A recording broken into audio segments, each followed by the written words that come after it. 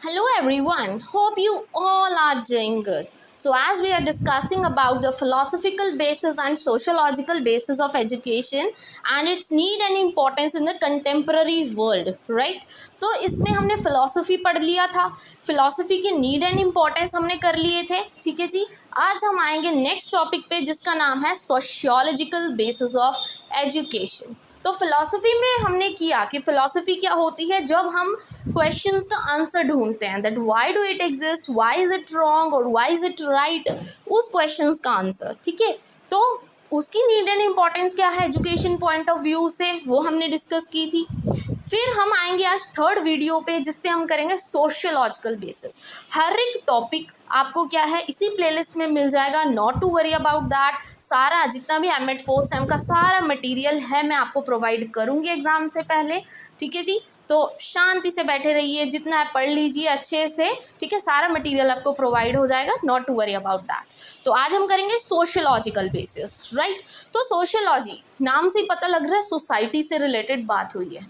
Society में क्या होता है, बहुत सारे अलग अलग डाइवर्स कल्चर्स होते हैं, डाइवर्स रिलीजन्स होते हैं, ठीक है। सबका अपना एक तरीका होता है किसी चीज़ को हैंडल करने का, ऑर्गेनाइज करने का। तो इसी के बारे में हम पढ़ेंगे, सोशियोलॉजिकल बेसिस ऑफ एजुकेशन होता क्या है, ठीक है। सोशियोलॉजी क्या होती है, सोशियोलॉजी दो वर्ड से ली गई है, that is Latin word societas and Greek word logos.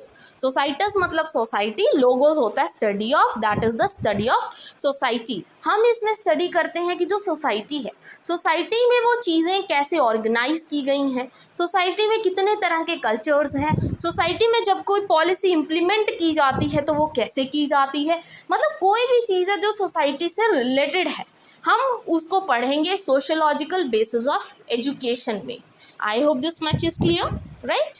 तो अब अकॉर्डिंग टू मॉरिस के अकॉर्डिंग सोशियोलॉजी क्या होती है, सोशियोलॉजी स्टडी होती है कि कैसे ह्यूमंस एक दूसरे से इंटरैक्ट करते हैं, मतलब बातचीत करते हैं, कैसे उनके एक दूसरे के साथ रिलेशंस हैं, उनकी कंडीशंस क्या हैं और क्या कॉन्सिक्वेंसेस हैं, राइट। मतलब कोई भी चीज़ है जो सोसाइटी से रिलेटेड है कि वो चीज़ ऐसी है, ठीक है, सारे इंटरकनेक्ट करते हैं, कम्युनिकेट करते हैं, अलग अलग कल्चर्स हैं, अलग अलग पॉलिसीज़ हैं, ये कैसे आई, मतलब जो भी है मैन से रिलेटेड उनके एक दूसरे के साथ इंटरपर्सनल रिलेशन कैसे हैं, ठीक है, कैसे कोई बातचीत करता है सोसाइटी में, कैसे कोई रहता है, वो सब चीज़ें क्या है सोशियोलॉजी में आ जाती हैं, राइट।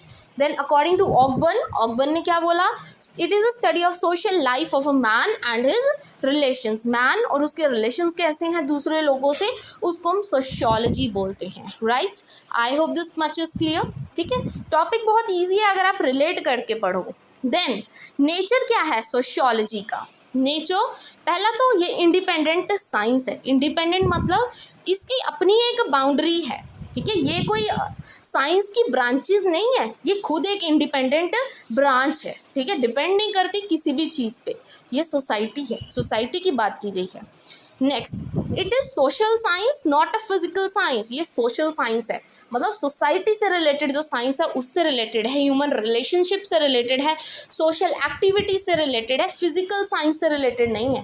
फिजिकल क्या होता है जिस पे आप वर्कआउट करते हो, ठीक है, जो आप पढ़ते हो, जैसे केमिस्ट्री, फिजिक्स, ये सब चीज़ें, उसमें कभी ये चीज़ें तो नहीं बताई जाती कि सोसाइटी में क्या चेंजेस लेके आने हैं, ठीक है, क्या ह्यूमन रिलेशनशिप है, नहीं, वो सोशल साइंस में बताए जाते हैं। एसएसटी पढ़ते हो आप, बस उसी में होती है ये चीज़ें।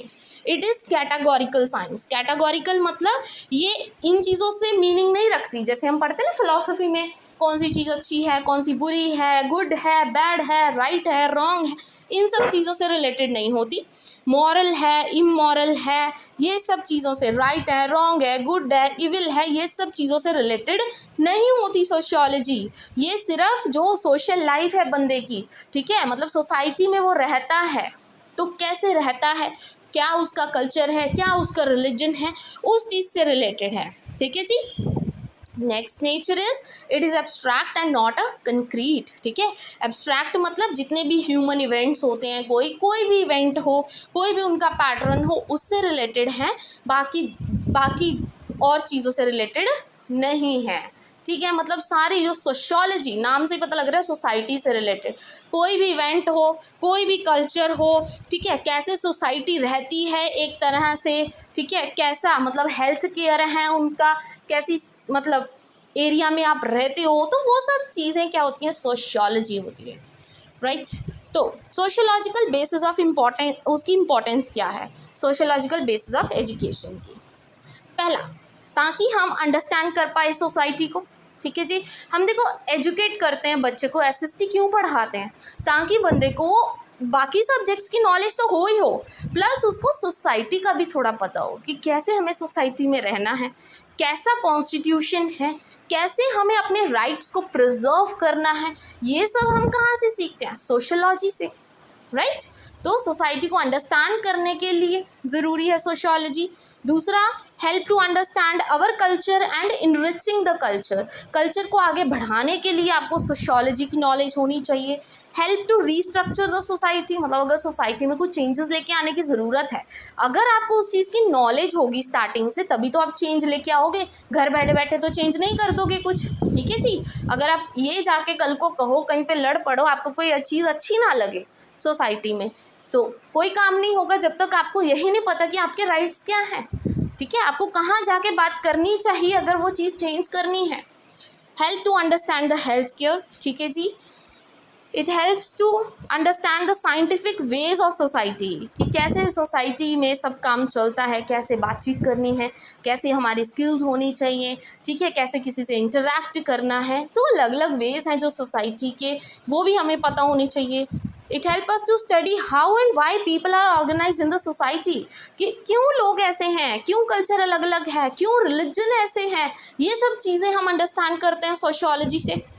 Helps in implementation of policy that benefit the society, sociology अगर आप पढ़ेंगे, एसएसटी की नॉलेज होगी, तो आपको पॉलिसीज़ हैं जो इम्प्लीमेंट की हुई, न्यू पॉलिसीज़ जो लेके आनी है स्टूडेंट्स के भले के लिए, उनके हित के लिए, तो वो चीज़ें आप इम्प्लीमेंट कर सकते हैं अगर आपको सोशियोलॉजी की नॉलेज है। इंपॉर्टेंस बताई गई है यहाँ पे सोशियोलॉजी की।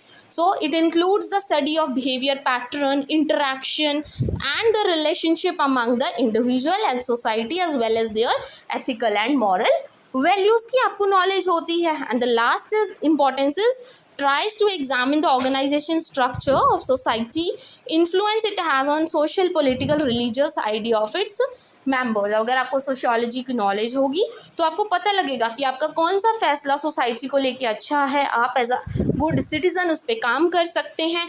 कोई भी मतलब पॉलिटिकल पॉइंट ऑफ व्यू है, रिलीजियस पॉइंट ऑफ व्यू है, आप अपना आगे रख सकते हो, और दूसरों का क्या इन्फ्लुएंस है, उसका प्रभाव हो सकता है, आप उसमें क्या योगदान डाल सकते हो एक तरह से, ठीक है। मतलब अगर आपने कोई भी चेंजेस लेके आने, बट उससे पहले द थिंग इज़ कि आपको नॉलेज होनी चाहिए, राइट। और वो कैसे मिलेगी, थ्रू सोशियोलॉजी, ठीक है जी। So this is all about the topic of sociology. Next video में हम करेंगे need and importance of sociology in contemporary world, right.